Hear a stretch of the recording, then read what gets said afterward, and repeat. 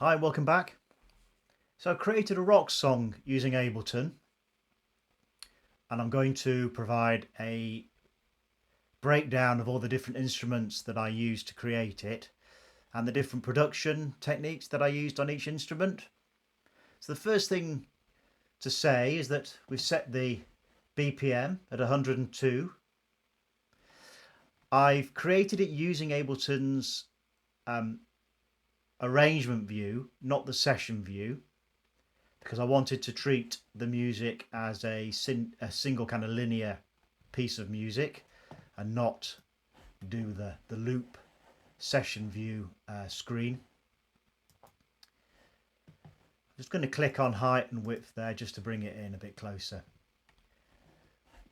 What I've done then is created a number of different instruments down the left hand side. Tracks 1 through to 8 are purely the drum kit, and I've created that drum kit using Ableton's Impulse instrument, dropping the Impulse template into each of these separate tracks or channels on the song. I've also created a bass synthesizer, a low synthesizer. There's a section with some bongos in it. Then there's several mid synths and lots of guitar, starting with a guitar riff, some rhythm guitar throughout it, some power chords for the guitar, some guitar that I'm using in the breakdown sections, which you'll see in a second, and some lead guitar, which occurs more towards the end of the song. I've also got a voice effect synth, and then a couple of sequences at the end. So it's coming in at about 5 minutes. It doesn't follow a traditional rock song structure. What I've got is an intro and then a number of breaks using the chorusy guitar. And there's some variation then on that second break in terms of the chord that sits on. And then really it follows a pattern where it consolidates from, there's like an opening riff and an opening intro and an opening riff then that you could call a chorus. But then it kind of consolidates down using these power chords into chorus sections, if you like, which resolve the tension in the music, and they're based around a more traditional chord structure. So that's it in a nutshell. As I say, it's coming in at 5 minutes. BPM is set to 102. I've called the track Shaman. So I'm going to play the track now so you can have a listen to what I've done. And obviously what I'm hoping with these videos is that you won't necessarily want to copy exactly what I've done, but you'll use this as a platform to put your own ideas in. Perhaps you could create the synths that I've created and then elaborate on it and actually come up with your own synth lines or creative ideas as part of that. It's really just a template to show you how I've gone about doing it. There's also quite a lot of instruments in this song, but what you'll also see is for a lot of them we're talking about guitar. So 2 lead guitar parts, both the same, and I've just doubled up the guitar using a slightly different tone on the guitar, and then I'm panning that left and right.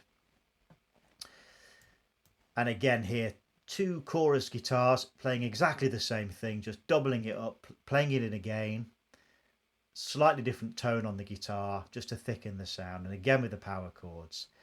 I didn't do that for the guitar riff and the rhythm guitar. So eight channels on this are dedicated to guitar. And then just to go in and show you what I've done on the mixer. Again, I've not used Ableton's session view to build the song up. I've gone straight into the arrangement view. And I've just put some panning on various tracks. If there's a couple of instruments, I've panned them left and right. You can see that on the toms. Again, I've panned the hi-hats that are open and closed off to the left and the right. Cymbals off to the right just to give it some space. Bongos off to the left and right.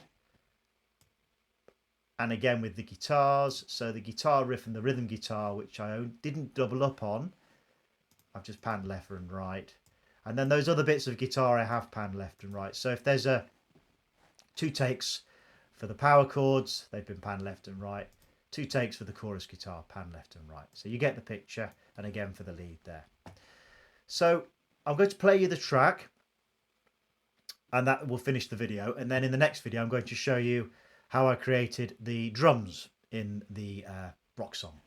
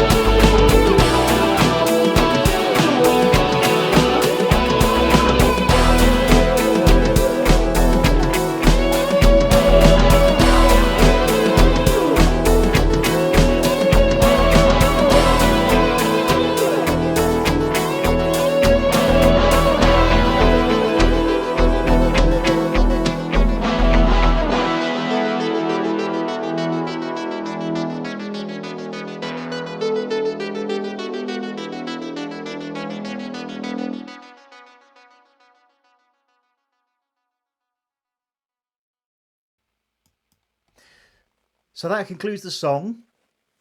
As I said, in the next few videos, I'm going to break it down and show you how I created each separate instrument section in the song and how I then applied production effects to it. Obviously, as I said earlier, you don't have to replicate what I've done, but it's just a framework, a template that you might find useful to work within, creating your own synthesizer sounds or even synthesizer ideas, and adding your own guitar riffs in and drum patterns in, etc. So I'll see you in the next video, which will go through the drum kit that I put in the song and the patterns that I put in there and the production techniques that I applied to the drums. So I'll see you in the next video. Thanks very much.